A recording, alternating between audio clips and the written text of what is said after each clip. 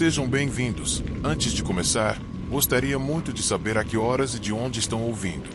Deixem seu like e um comentário para ajudar o canal. A primeira noite em que fui designado como vigia no prédio abandonado, pensei que seria o trabalho mais fácil do mundo. Eu estava sendo pago para sentar em uma cadeira em frente a câmeras de segurança que mal funcionavam e patrulhar um local que estava vazio há anos. O edifício, uma antiga fábrica têxtil de 4 andares, ficava nos arredores da cidade, cercado por terrenos baldios e lixo levado pelo vento, empilhado em cantos negligenciados. Não havia mais nada para fazer lá, exceto ouvir o eco dos meus próprios passos e o ocasional rangido das velhas vigas.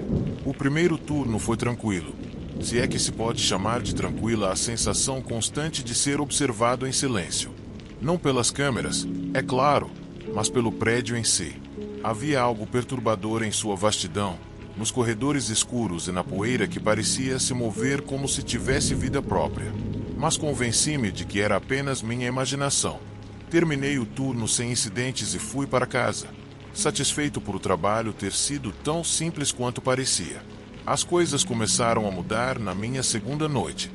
Durante a minha primeira ronda, quando eu passava pelo terceiro andar, ouvi um som.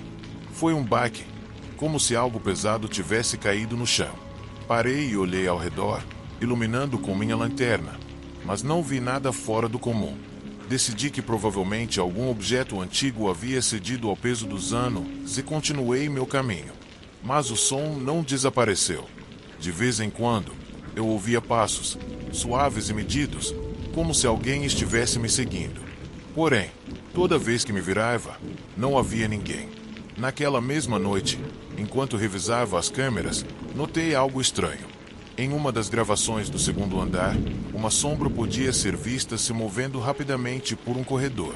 A princípio, pensei que poderia ser uma falha no equipamento. Essas câmeras eram tão antigas que qualquer interferência era possível. Mas, ao rever a filmagem, percebi que a sombra tinha forma humana. Não havia dúvida de que havia outra pessoa no prédio. Não informei meus supervisores. Talvez fosse orgulho. Talvez fosse medo de perder meu emprego se admitisse que algo não estava sob controle. Em vez disso, decidi investigar por conta própria. Nos dias seguintes, dediquei minhas rondas a procurar qualquer sinal de intrusos. Foi então que encontrei a primeira pista. No porão, que estava mal iluminado e cheio de umidade, descobri um espaço que eu não tinha notado antes. Uma porta que parecia ter sido aberta recentemente. As marcas na poeira do chão estavam limpas, como se alguém passasse por ali frequentemente. Lá dentro, havia caixas com objetos estranhos, ferramentas, lanternas e algo que me fez dar um passo para trás. Uma arma colocada descuidadamente em cima de uma das caixas. Meu coração disparou. Não era mais um simples trabalho de vigilância. Estava claro que alguém estava usando o prédio para outra coisa, e que essa pessoa estava armada. Decidi que era melhor sair dali e relatar o que tinha encontrado. Mas, antes que eu pudesse me mover, ouvi vozes. Eram baixas, quase um sussurro, mas o suficiente para saber que eu não estava sozinho. Desliguei minha lanterna e me escondi atrás de uma coluna, rezando para não ser visto. 2 homens entraram no porão, falando em voz baixa, mas com um tom urgente. Não consegui entender o que diziam, mas um deles carregava uma bolsa pesada, que deixou cair com um estrondo metálico. Então, abriram uma das caixas e tiraram mais armas. Minhas mãos suavam enquanto eu tentava não me mexer. Depois de alguns minutos, que pareceram horas, eles partiram, me deixando sozinho com a certeza crescente de que eu havia tropeçado em algo muito maior do que poderia lidar. Quando voltei para meu posto de vigia, minha mente estava um caos. Eu sabia que deveria chamar a polícia, mas havia um problema. Os homens que vi tinham acesso ao prédio. Se trabalhassem para a mesma empresa de segurança que me contratou, provavelmente tinham contatos em altos cargos.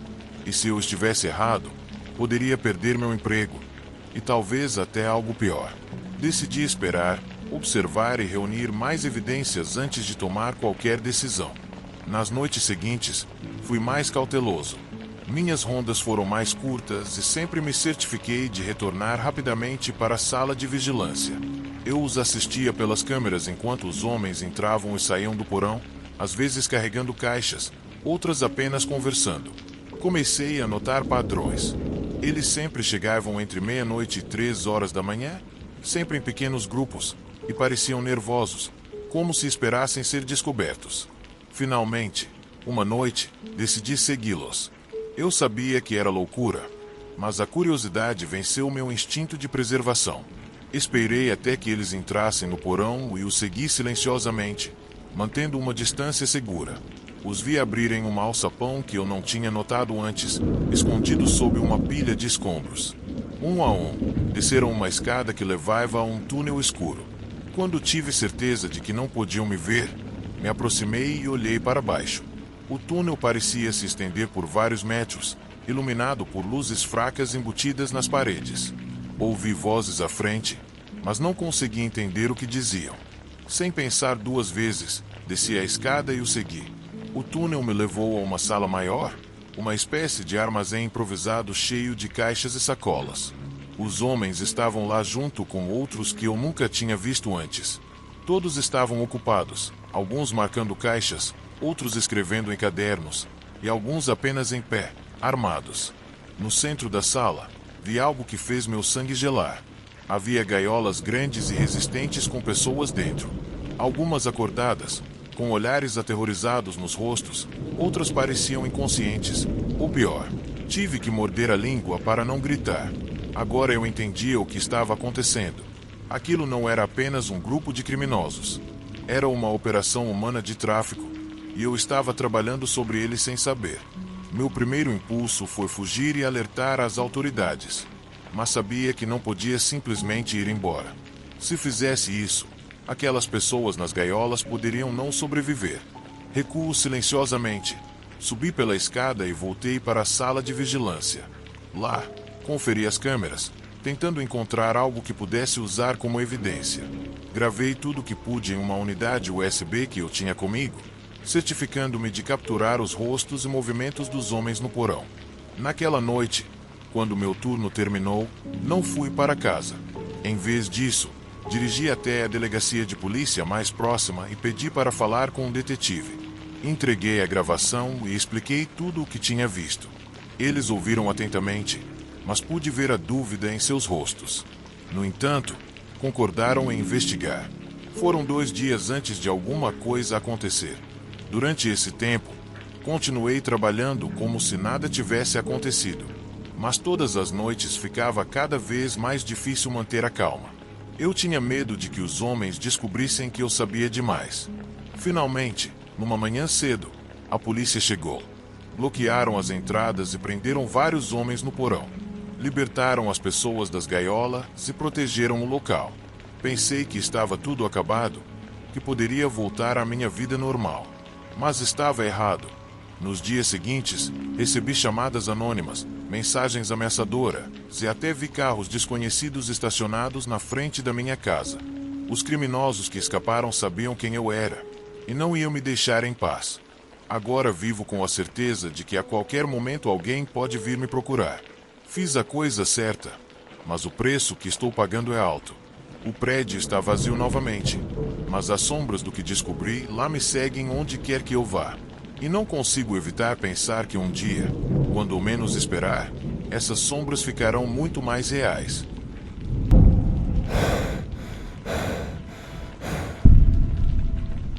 O primeiro dia em que vi meu novo vizinho, não pensei em nada especial. Na verdade, nem prestei muita atenção nele. Só percebi que, como em qualquer outro dia de mudança, a casa ao lado parecia ter uma quantidade incomum de caixas empilhadas na entrada da garagem. Não que isso me interessasse muito, pois sempre fui o tipo de pessoa que gosta do seu espaço pessoal e evita se envolver nos negócios dos outros. No entanto, algo na maneira como o homem que se mudou para aquela casa olhou para mim quando cruzou o limiar me deu a sensação de que ele não era um vizinho comum. Ele era um homem na faixa dos 40 anos, de constituição mediana, cabelo curto e escuro, e um olhar que eu não conseguia definir bem, um tanto vago, como se não estivesse totalmente presente na conversa. No começo, eu apenas o via saindo para pegar a correspondência, colocando algumas caixas no carro ou passando rapidamente de um lado do seu jardim para o outro. Ele parecia um cara reservado, e eu não o culpo. Às vezes, apenas mudar-se para um bairro tão comum quanto o nosso pode ser um processo exaustivo. No início, minha curiosidade não despertou mais do que algumas perguntas triviais. Mas, com o passar das semanas, comecei a notar certos detalhes que me pareceram estranhos.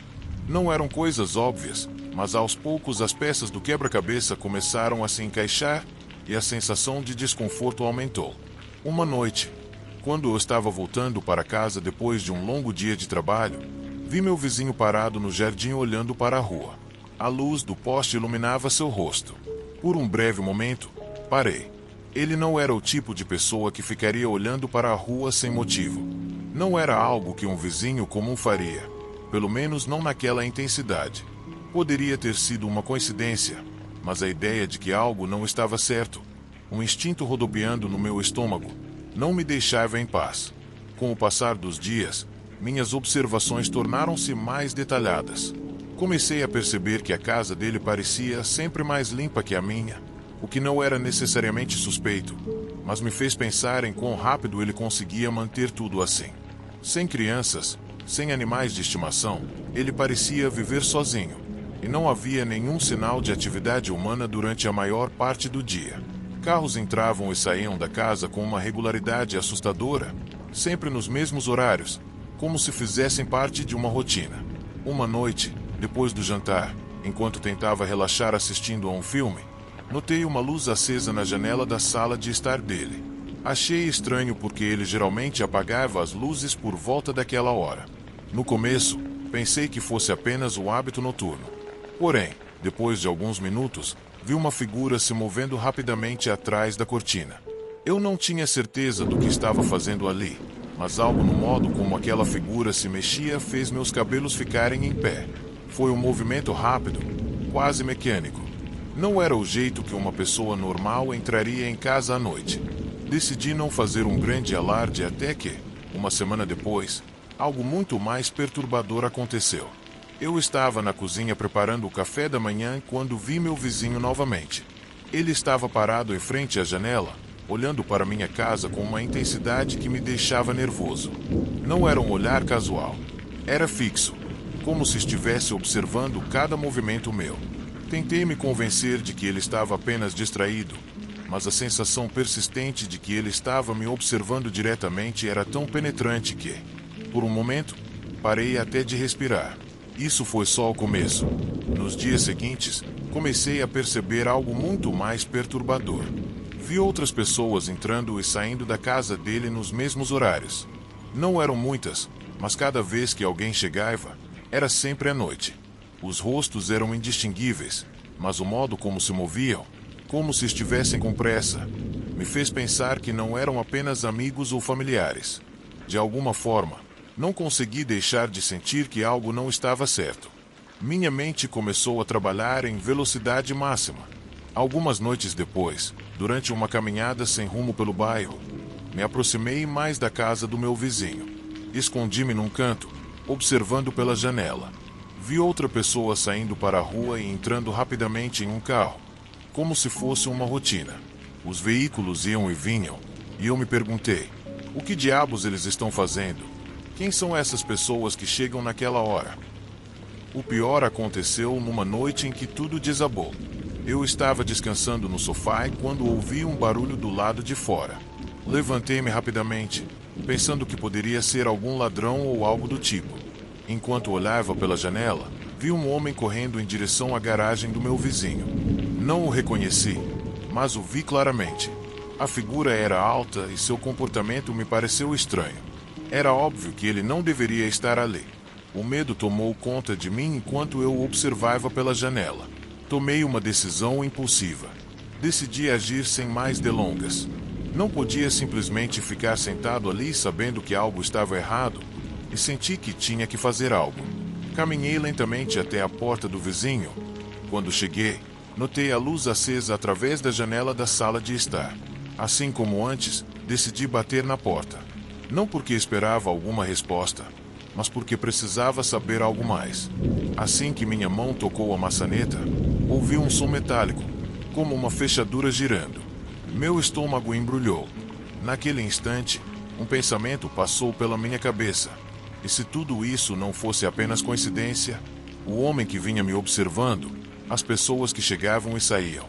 Tudo parecia ter um propósito mais obscuro.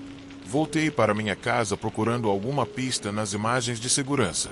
Reproduzi os vídeos, tentando encontrar alguma explicação lógica para o que estava acontecendo. Foi então que vi algo assustador. Em um dos clipes, peguei um homem entrando na casa do vizinho com uma mala grande. De alguma forma, consegui distinguir uma careta em seu rosto. Não tinha certeza se era uma pessoa aleatória ou alguém ligado a algo mais sinistro. A certeza de que meu vizinho estava envolvido em algo criminoso cresceu em mim. Os carros, os homens misteriosos, as visitas noturnas, tudo começou a se encaixar. Decidi investigar mais a fundo, procurando informações sobre ele na internet. Encontrei pouco, apenas o essencial: um nome, endereço e uma breve menção a um trabalho que ele teve no exterior anos atrás, antes de se mudar para o meu bairro. Não era o suficiente para uma acusação, mas meu instinto dizia que não era simples paranoia. Algo sinistro estava acontecendo bem debaixo do meu nariz. Uma noite, já desesperado por respostas, decidi segui-lo. Afinal, eu tinha certeza que a polícia não levaria minhas suspeitas a sério sem provas. Então, o observei atentamente, esperando pegá-lo em flagrante. Foi naquela mesma noite que o vi. Ele saiu de casa com uma bolsa na mão, caminhando rapidamente para o carro. Num piscar de olhos, desapareceu de vista. Mas eu não conseguia parar de pensar no que estava acontecendo. Aquele homem não era quem parecia ser. E eu sabia que, no fim, estaria envolvido em algo muito maior do que jamais imaginei. Naquela noite, enquanto o silêncio do bairro me cercava, percebi algo que nunca poderia ter imaginado antes.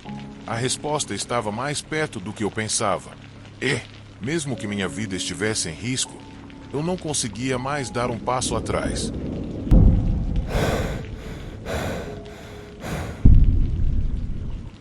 Você nunca esquece seu primeiro crime. É algo que te assombra, que fica gravado na sua pele, em seus ossos. Eu soube disso no exato momento em que entrei naquela rua escura naquela manhã, quando o ar frio me gelou os ossos. Era uma noite como qualquer outra. Eu estava em patrulha, mas nada poderia ter me preparado para o que eu encontraria.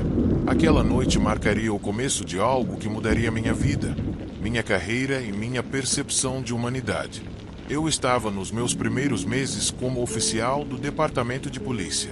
O treinamento na academia foi difícil, mas nada te prepara para enfrentar a brutalidade humana.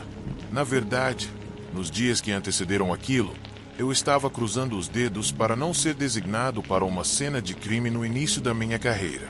Mas, como dizem, você não pode evitar o inevitável. Eu recebi a chamada no rádio por volta das 3 horas da manhã. O tom de voz no rádio era frio, cortante. Um assassinato no bairro antigo, perto das áreas mais desoladas da cidade. O tipo de lugar onde as pessoas preferem ficar quietas e esperar que as coisas se resolvam.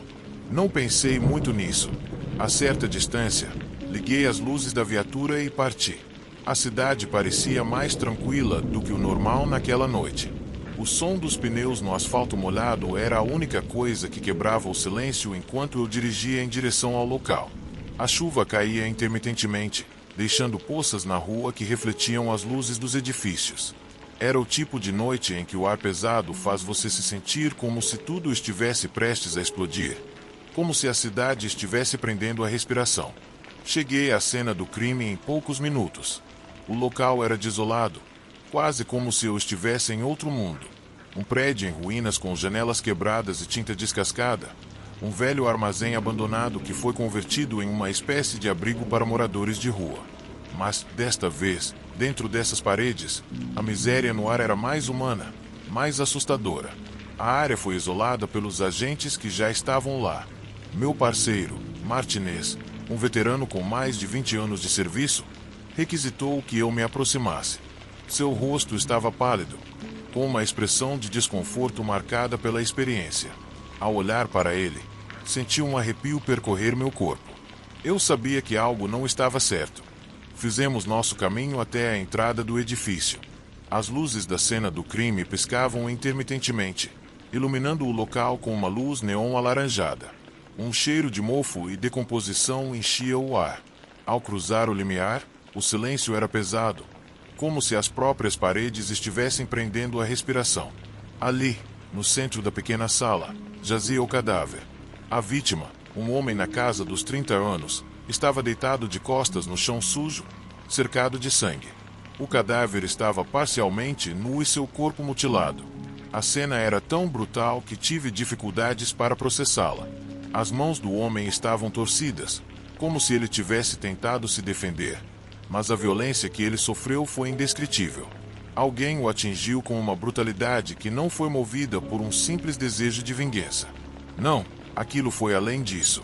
Houve um componente emocional, algo pessoal naquele assassinato.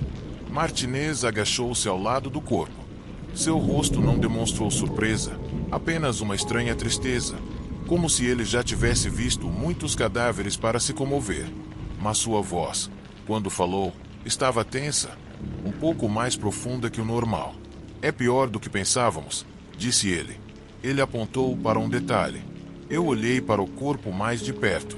Não era só a maneira como ele foi mutilado, mas as marcas em sua pele, aquelas cicatrizes profundas que se estendiam por todo o seu torso.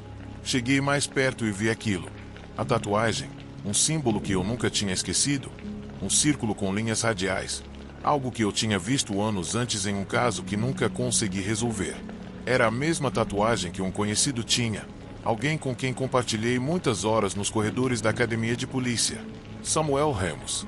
Lembrei-me de Samuel perfeitamente. Um cara quieto que se mantinha para si mesmo nas sombras da academia, sempre com um olhar fixo, como se estivesse vendo algo que outros não viam. Durante o treinamento, eu tinha cruzado com ele algumas vezes, mas nunca cheguei a conhecê-lo realmente.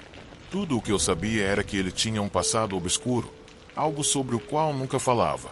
Ele havia deixado a academia antes de mim e eu nunca mais o vi. Mas aquela tatuagem no cadáver me deixou em alerta.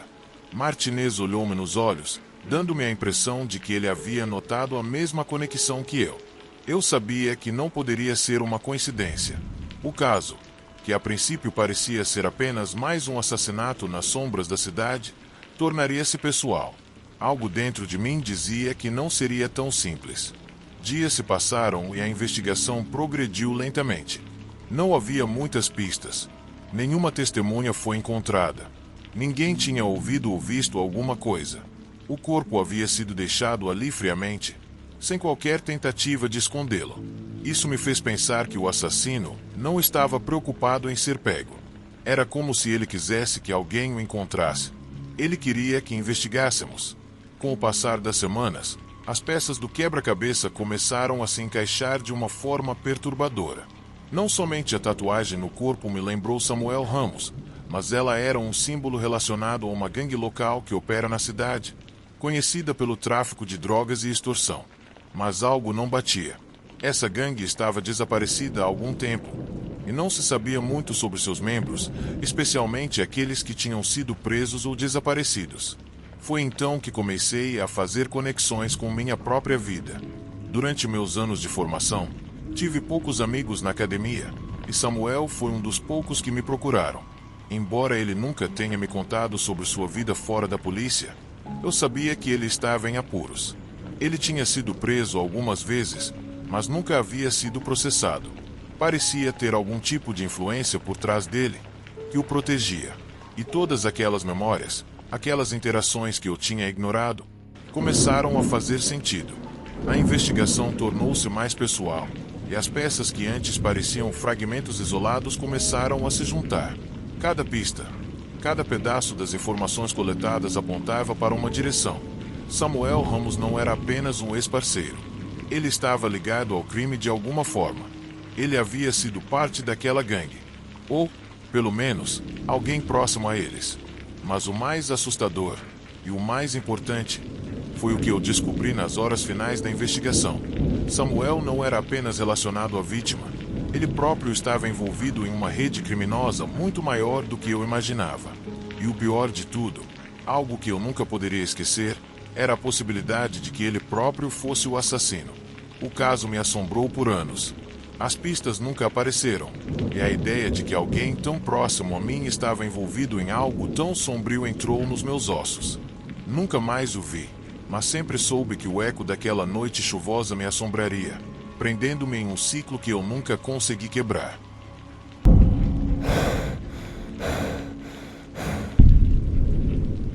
O primeiro envelope chegou numa tarde chuvosa, daquelas em que a cidade parecia afundar sob um cobertor cinza, e o som da chuva batendo no vidro da janela era a única coisa que se ouvia no meu apartamento. Eu não vi quando cheguei em casa do trabalho. Encontrei o envelope quando cheguei à mesa de jantar, bem ao lado das chaves do meu carro, onde eu nunca tinha deixado nenhum e-mail. Ninguém me visitou naquele dia. Não recebi nenhuma ligação, nem esperava algo importante. Então, fiquei um pouco surpreso ao encontrar aquele envelope sem endereço de retorno. Era um envelope comum, feito de papel reciclado, do tipo que se encontra em qualquer loja de materiais de escritório. O que era estranho era o fato de não ter nenhuma marcação, nenhum endereço e nenhum carimbo postal. Apenas um pedaço de papel amassado colado em sua frente, com meu nome escrito à mão em papel limpo, com caligrafia precisa, mas que eu não reconhecia. Não fazia sentido. Ninguém enviava cartas assim na era digital. Meu primeiro pensamento irracional foi que talvez tivesse sido um engano. Talvez alguém tivesse confundido meu endereço com o de outra pessoa. Com uma curiosidade que eu não esperava, rasguei o envelope. Lá dentro havia uma única folha de papel cuidadosamente dobrada. Peguei-a em minhas mãos e desdobrei lentamente, ciente de que o momento era estranho, embora eu não soubesse o porquê. O conteúdo era simples, um pequeno parágrafo descrevendo uma cena aparentemente banal, o que eu tinha feito naquela manhã, o que comi no café da manhã e como havia deixado a toalha no banheiro. A carta não estava assinada. O tom era perturbador porque eu não conseguia entender como alguém poderia saber todos esses detalhes. Cada palavra escrita era uma observação pessoal, nada de anormal por si só, mas a soma de todos eles começava a me perturbar. Eu nunca havia mencionado esses detalhes para ninguém. Até minha ex-esposa não sabia tanto sobre minha rotina diária. Decidi não fazer grande coisa para lidar com isso. Talvez eu tenha pensado que era uma brincadeira ou alguma forma de publicidade estranha. No entanto, não consegui me livrar do nó que se formou no meu estômago. Passaram-se 2 dias. No início da noite, outro envelope chegou. Desta vez percebi rapidamente porque estava bem na frente da porta, como se alguém o tivesse deixado ali na última hora. Peguei-o, com um sentimento que eu não conseguia descrever, levei-o até a mesa. Abri o envelope e encontrei outra carta igualmente sem endereço de retorno.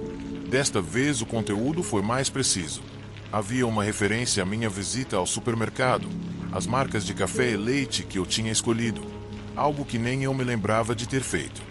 A linguagem da carta descrevia cada passo da minha rotina com uma precisão assustadora para ser mera coincidência. A carta terminou com uma frase simples: "Espero que seu dia tenha sido tão perfeito quanto o meu." Um arrepio percorreu minha espinha. Algo estava errado. O desconfortável sentimento se transformou em ansiedade quando percebi que não só sabiam o que eu estava fazendo, como também pareciam estar me seguindo. Ninguém na minha vida sabia tanto sobre meus hábitos. Ninguém. Nem mesmo meu melhor amigo, com quem compartilhei longas conversas, conhecia esses detalhes. Quem estava por trás disso tinha acesso à minha vida, aos meus momentos mais íntimos, aos meus movimentos. As cartas continuaram chegando. No começo, me senti impotente, um pouco confuso, como se estivesse no meio de uma piada sem graça. Mas, quando a terceira carta chegou, percebi que aquelas não eram mais informações comuns. Ela descrevia uma noite em que eu estava em casa assistindo televisão. Dizia que tinham notado como me acomodei no sofá, como o som da chuva batia na janela. Em um pequeno parágrafo, a carta fazia referência a um comentário trivial que eu fiz naquela noite sobre um filme que assisti em streaming. Algo que eu só havia compartilhado com meu cachorro, enquanto minha mente vagava, sem imaginar que alguém pudesse estar ouvindo. Mas o pior foi na quarta carta. Fui mencionado o estado da minha cama. Como eu havia deixado o lençol ligeiramente bagunçado no canto inferior direito, como eu tinha esquecido de fechar a janela do quarto, o que causou um pouco de frio entrando pela fresta. Ninguém, absolutamente ninguém, sabia desses detalhes, e eu nem tinha percebido que a janela estava aberta até ler aquela carta. Então a paranoia se instalou dentro de mim. Toda vez que saía de casa, sentia-me observado. Não importava se eu ia para o trabalho ou para a loja, havia algo no ar, uma pressão invisível me seguindo. Quando eu voltava, encontrava a mesma sensação de estar sendo vigiado. Eu não conseguia me livrar da ideia de que alguém estava dentro da minha casa quando eu não estava lá. As cartas, embora não mencionassem nada tão diretamente, sugeriam uma presença dentro das paredes do meu apartamento. Todas as noites, ao voltar para casa, eu verificava tudo. As portas, as janelas, cada pequena coisa fora do lugar. E, claro, não encontrava nada. Nada que pudesse provar que alguém esteve ali. Mas o sentimento permanecia. Foi quando comecei a ouvir barulhos. Às vezes, quando eu chegava tarde da noite, um rangido no assoalho me parava nos meus passos. Parecia tão real que eu ficava parado, esperando. Meu coração batia forte. Minhas mãos suavam, mas quando dava mais alguns passos, o barulho desaparecia. Ele sempre sumia antes que eu pudesse alcançar a fonte do som. E, mesmo sendo tarde, era impossível ignorar aquilo. Numa noite em que a chuva caía a cântaros, o som das gotas batendo no telhado foi a única coisa que me manteve um pouco calmo, até que algo mais chamou minha atenção. Um som mais sutil do que o farfalhar usual. No começo não era nada. Uma luz batendo na parede, como se algo tivesse sido empurrado contra ela. Então veio o farfalhar. Não era uma voz, mas eu senti como se alguém estivesse respirando perto, por cima do meu ombro. Corri para a sala e verifiquei todas as portas e janelas. Nada estava fora do lugar, mas o sentimento de ameaça só aumentava. Apaguei as luzes, desliguei a TV e fiquei completamente silencioso. Depois de um tempo, o barulho parou, mas eu não consegui dormir aquela noite. As sombras na sala pareciam se mover, como se houvesse algo mais do que escuridão. Levantei-me várias vezes, conferindo cada canto da casa, convencido de que alguém estava lá, espreitando. No dia seguinte, ao chegar em casa, encontrei a porta do quarto entreaberta. Eu não a havia deixado assim. Meu coração disparou e minha mente começou a correr. Eu sabia o que aquilo significava. Alguém havia entrado sem que eu percebesse. Decidi que era hora de investigar minuciosamente. Passei pela casa com uma lanterna, verificando cada canto, cada fresta, até chegar a um pequeno armário no corredor. Na parte de trás do armário, algo brilhava fracamente na penumbra. Ao abrir, encontrei um pequeno objeto que não reconheci. Um telefone velho, desligado, com a tela quebrada.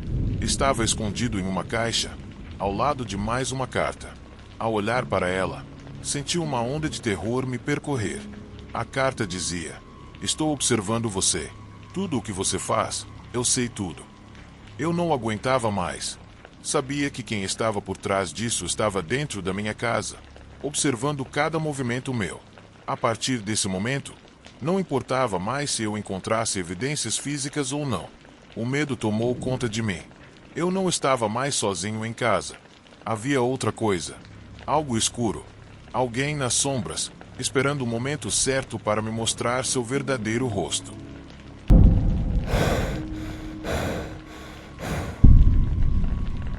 Eu estava preso neste trabalho há anos. Eu era o tipo de detetive que se especializava em pessoas desaparecidas. Naqueles casos em que as pistas eram escassas, quando havia alguma, desapareciam tão rápido quanto apareciam. Sempre havia algo obscuro em cada um deles. Algo que a mídia nunca cobriu em profundidade suficiente. Algo que, no fim, eu nunca consegui entender completamente. Naquela noite chuvosa, parecia não ser diferente de qualquer outra. A cidade parecia engolir o som da tempestade, deixando apenas o incessante estrondo do trovão e as constantes batidas das gotas no asfalto. Os faróis do meu carro refletiam na água, criando uma espécie de miragem líquida que só aumentava a sensação de que algo, ou alguém, me observava das sombras. Não era a primeira vez que esse sentimento tomava conta de mim, e eu tinha certeza de que não seria a última. Eu acompanhava esse caso há meses, o desaparecimento de Amanda Collins, uma jovem mulher que sumiu sem deixar vestígios em um bairro aparentemente seguro. Ninguém sabia de nada. Ninguém viu nada. Como de costume, cidades pequenas, aquelas que parecem tranquilas, são as mais perigosas. As pessoas esquecem, as pistas esfriam e as respostas desaparecem no ar rarefeito. Sempre foi assim, pelo menos até eu encontrar o sobrevivente. Recebi a ligação naquela noite.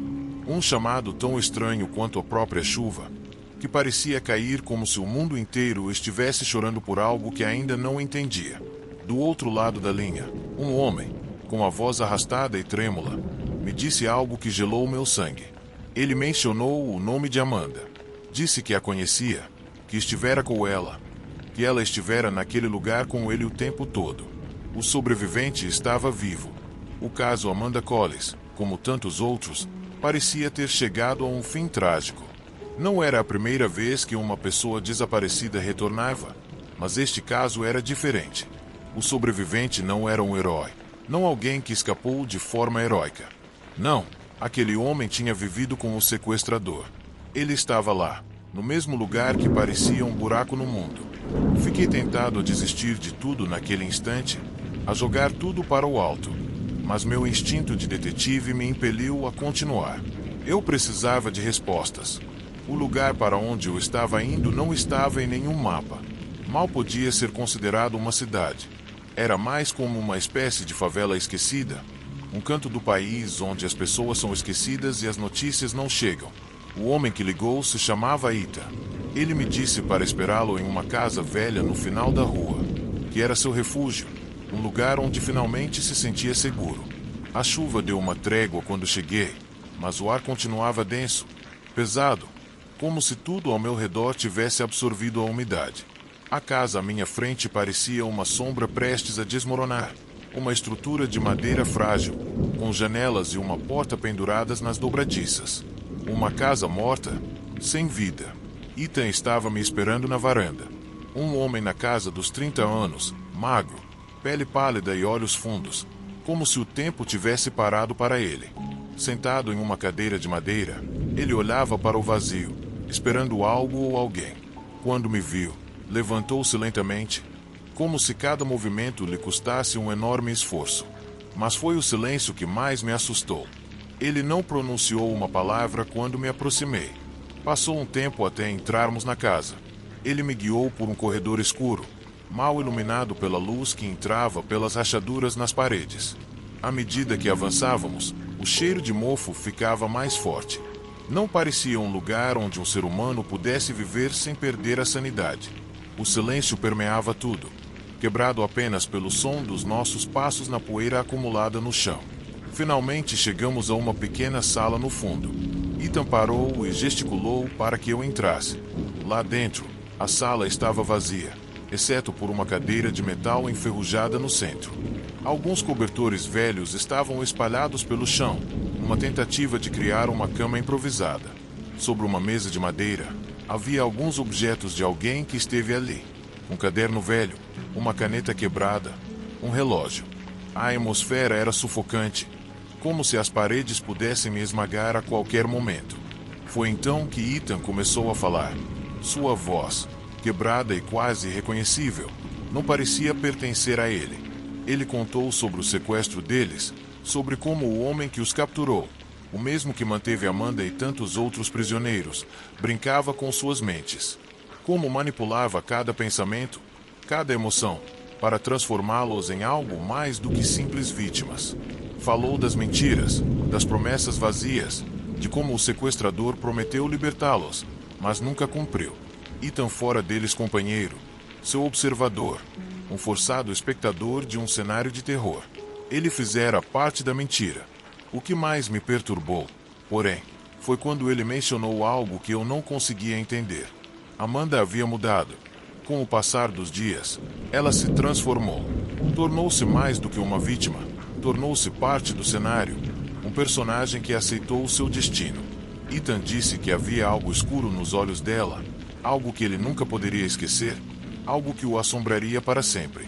O que descobri naquela noite não era apenas a história de um sequestro, nem apenas a história de uma vítima presa nas garras de um monstro.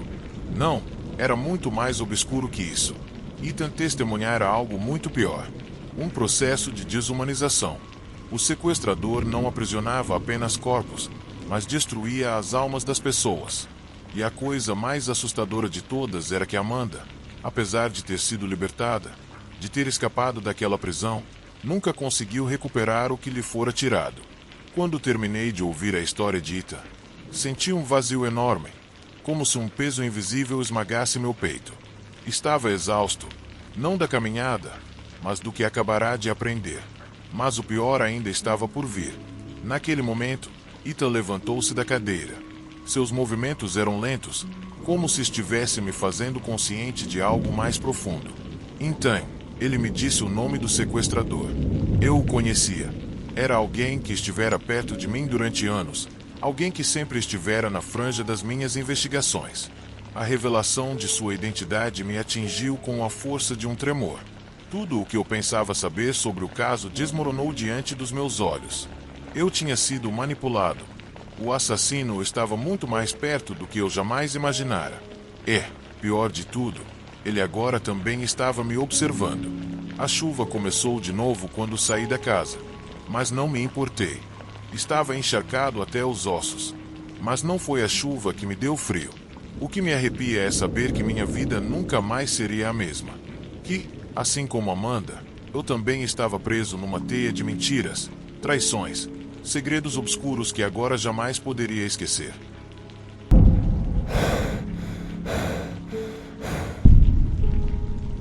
A chuva estava caindo forte contra o para-brisa, reduzindo minha visibilidade a alguns metros à minha frente. O limpador de para-brisa movia-se com um ritmo desesperado, mas era inútil. A água parecia cair em lençóis sem fim, como se o céu quisesse apagar a cidade sob seu peso. Eu estava estacionado em frente ao tijolo desgastado do edifício que chamava de escritório, um espaço que eu compartilhava, com cheiro de mofo e uma escrivaninha coberta de papéis desorganizados. Eu vinha trabalhando neste caso há semanas, mas naquela noite, algo havia mudado. Eu podia sentir isso no ar, pesado e denso, como se a chuva estivesse trazendo mais do que água com ela. O assassino havia deixado sua marca por toda a cidade, embora nunca de forma óbvia. Suas vítimas desapareciam sem deixar vestígios. Mas sempre havia algo, um pequeno detalhe, uma coincidência impossível de ignorar. Nas últimas semanas, ele havia sequestrado 4 pessoas, todas de bairros diferentes e estilos de vida distintos. Não havia um padrão aparente, mas cada cena tinha sua própria marca. Uma fotografia em preto e branco deixada no local do sequestro, mostrando alguém de costas, parado na chuva. Minha última descoberta foi o suficiente para o caso começar a tomar forma. Eu havia encontrado uma conexão entre as vítimas. Todos eles foram fotografados dias antes do desaparecimento, sempre em lugares públicos e sempre despercebidos. Ele era um caçador, perseguindo sua presa com precisão metódica. A ideia de que alguém pudesse estar tão perto sem ser detectado era estressante, mas também acendeu algo dentro de mim.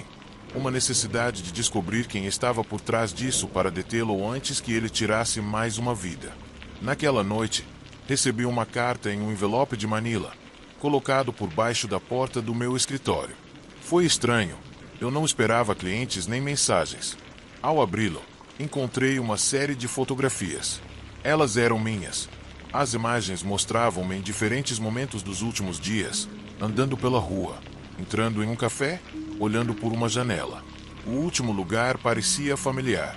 Era o parque que eu costumava visitar para clarear minha mente. Minha pele formigou ao reconhecer a sombra de alguém ao fundo de uma das fotos. Alguém estava me observando. Decidi ir ao parque naquela noite. A chuva não havia desistido, mas não consegui esperar. Eu sentia que estava ficando cada vez mais perto de alguma coisa, embora não pudesse dizer se era a resposta ou o perigo. Cheguei ao parque pouco antes da meia-noite. As luzes da rua cintilavam, projetando sombras trêmulas no chão molhado. A água formava poças nos caminhos de cascalho, e o som dos meus passos misturava-se ao gotejamento constante de folhas secas. Caminhei até o banco que reconheci na foto.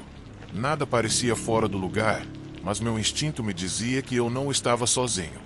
Olhei em volta, procurando por qualquer sinal de movimento, qualquer sinal de que alguém me observava. Então, eu vi. No chão, perto do banco, havia algo brilhando fracamente sob a luz de um poste. Eu me abaixei para pegar e descobri que era outra fotografia. Desta vez, a imagem mostrava o banco de uma distância maior, mas o que me fez estremecer foi a figura sentada nele. Eu. Um som atrás de mim quebrou o silêncio, um farfalhar de galhos que me deu arrepios. Virei-me rapidamente, mas não havia ninguém lá. Meu coração batia forte enquanto eu recuava em direção ao banco, tentando manter a calma. Eu sabia que deveria ir embora, mas algo me dizia que, se fosse embora, perderia minha única chance de pegar o assassino. Decidi seguir o caminho para a parte mais escura do parque. A chuva estava mais forte ali, e os galhos das árvores formavam uma cobertura que mal deixava passar luz. Avancei cautelosamente, minha lanterna iluminando o caminho à minha frente. Cada passo parecia ecoar mais alto do que deveria, como se a floresta amplificasse minha presença. Então eu vi aquilo. No final da trilha, havia uma pequena cabana que não lembrava de ter visto antes. A estrutura era antiga, com paredes e janelas de madeira desgastadas, cobertas por placas quebradas. De dentro, uma luz bruxuleante escapava pelas rachaduras, lançando sombras que se moviam como se tivessem vida própria. Aproximei-me lentamente, meu corpo tenso, todos os músculos preparados para o pior. A porta estava entreaberta, e o cheiro que emanava de dentro era nauseante. Uma mistura de umidade, metal e algo que não consegui identificar, mas que revirou meu estômago. Entrei, segurando minha lanterna à frente. O interior era pequeno e desordenado, com móveis quebrados e papéis espalhados pelo chão. Mas o que realmente chamou minha atenção foi a parede do fundo. Estava coberta de fotografias, centenas delas, todas mostrando pessoas diferentes, todas na chuva. Reconheci as vítimas, mas também vi outros rostos. Alguns eu nunca tinha visto antes, e outros eu conhecia. Meu próprio rosto estava entre eles. Havia outra coisa. No centro da sala, havia uma mesa coberta de ferramentas enferrujadas, facas, serras e algo que parecia ser um martelo modificado. Uma câmera velha repousava sobre um tripé, apontada em direção a uma cadeira no canto. Minha mente corria, tentando processar o que estava vendo, quando ouvi o som de passos atrás de mim. Lentamente, me virei, e lá estava ele. A figura era alta e magra, vestida com um sobretudo encharcado que pingava no chão. Seu rosto estava escondido por uma máscara grotesca feita de couro desgastado, com aberturas rudimentares para olhos e boca. Em sua mão, ele segurava uma longa faca que refletia a luz bruxuleante de um lampião a querosene.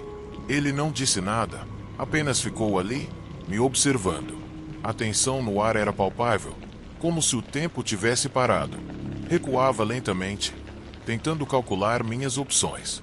Não havia para onde fugir, e eu sabia que não poderia ultrapassá-lo nessas condições. Minha única chance era enfrentá-lo. Peguei uma das ferramentas da mesa, uma pesada chave de fenda, e me preparei para o inevitável. O confronto foi rápido e brutal. Cada golpe e esquiva pareciam durar para sempre, mas na realidade, tudo aconteceu em questão de minutos. Consegui feri-lo no braço, e a faca caiu no chão com um golpe metálico. Aproveitei para empurrá-lo contra a parede, onde ele bateu a cabeça e caiu imóvel. Minha respiração estava irregular enquanto o observava, certificando-me de que ele não se movia. Com as mãos trêmulas, rasguei a máscara do rosto dele, e o que vi me deixou paralisado. Era um rosto familiar. O assassino era alguém que eu conhecia, alguém que eu nunca teria suspeitado. Ele era meu vizinho, um tipo reservado com quem eu havia compartilhado muitas conversas casuais no passado. O horror da revelação me atingiu como uma onda. Tudo o que eu pensava que sabia sobre o caso, sobre as pessoas ao meu redor, desmoronou naquele momento. Eu não sabia o que fazer. Cambaleei para fora da cabana, deixando o homem inconsciente no chão. A chuva continuou caindo, lavando o sangue das minhas mãos enquanto eu voltava para a cidade. Naquela noite, entreguei as provas à polícia junto com uma confissão detalhada do que eu tinha encontrado. Não sabia se acreditariam em mim, mas sabia que não poderia carregar isso sozinho. Enquanto caminhava de volta para meu escritório na chuva, uma sensação estranha instalou-se no meu peito. Mesmo tendo descoberto o assassino, senti que o caso não estava realmente encerrado. Havia outra coisa, algo que eu ainda não conseguia entender. E então eu vi, refletida na janela do meu escritório, uma figura familiar ficou na calçada, na chuva, me observando. Seu rosto estava coberto por uma máscara diferente, mas eu sabia que era ele. O caçador não havia terminado, e agora eu era a sua presa.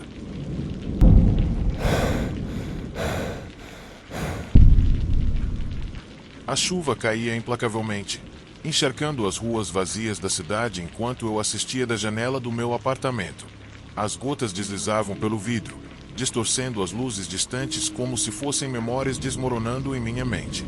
Uma carta tinha chegado naquela manhã, uma que eu não esperava, sem endereço de retorno ou selos para indicar sua origem. O envelope era feito de um papel áspero, amarelado, e dentro havia apenas uma folha com algumas linhas escritas à mão. Ela dizia meu nome verdadeiro, aquele que eu não usava há anos. Dizia que eu havia sido lembrado, que tínhamos compartilhado uma infância naquela pequena cidade que eu tanto tentei esquecer. E o mais perturbador, mencionava os dias sombrios, os desaparecimentos, os gritos que ninguém mais parecia ter ouvido. Eles disseram que se lembravam de tudo, até mesmo de coisas que eu mesmo havia enterrado profundamente em minha memória. No começo, pensei que fosse uma brincadeira. Eu havia deixado aquele lugar há tanto tempo que mal podia imaginar alguém me rastreando depois de todo esse tempo. Mas algo sobre a caligrafia, a maneira como as palavras pareciam carregar um peso pessoal, mexeu comigo, me deixou inquieto. Deixei a carta na mesa e tentei tirar aquilo da minha cabeça. Mas a sensação de que algo estava me observando, mesmo na segurança do meu apartamento, não me deixava em paz. Naquela noite, os sonhos retornaram. Eu não tive pesadelos sobre minha infância em anos, mas lá estavam eles, tão vívidos como sempre. Os rostos das crianças desaparecidas, as noites de busca com lanternas que nunca encontraram nada. E a floresta, sempre a floresta, com seus galhos retorcidos como garras e o sussurro de algo além do vento. Acordei encharcado de suor. O som da chuva contra a janela amplificava meu desconforto. A segunda carta chegou 2 dias depois. Desta vez, era mais direta, mais pessoal.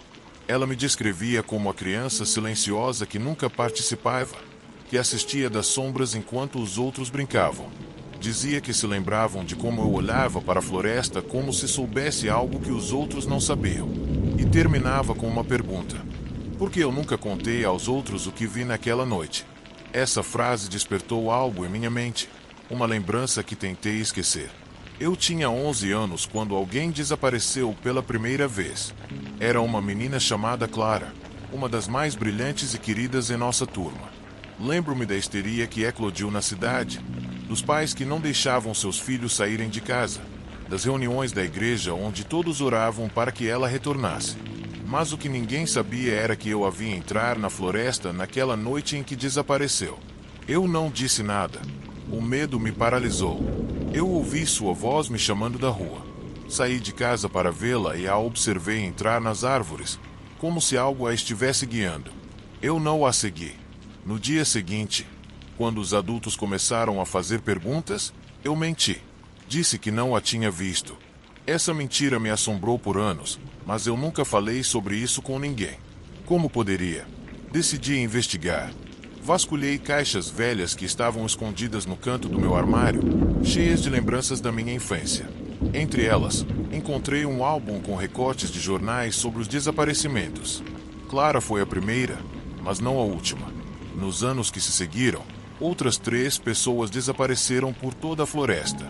Os recortes não ofereciam respostas, apenas mais perguntas, e a lembrança daqueles dias se tornava mais nítida a cada página virada. A terceira carta chegou uma semana depois. Eu não a encontrei na caixa de correio, mas no chão, em frente à minha porta, como se alguém a tivesse deixado ali pessoalmente. Desta vez, o tom era diferente. Ela dizia que havia chegado a hora de encarar a verdade, de lembrar o que realmente aconteceu.